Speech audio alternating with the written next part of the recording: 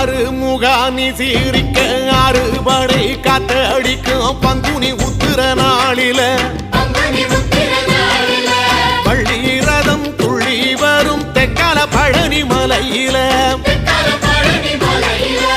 ஆறுமுகானி சீரிக்க அறுபடை காத்தடிக்கும் பங்குனி உத்திர நாளில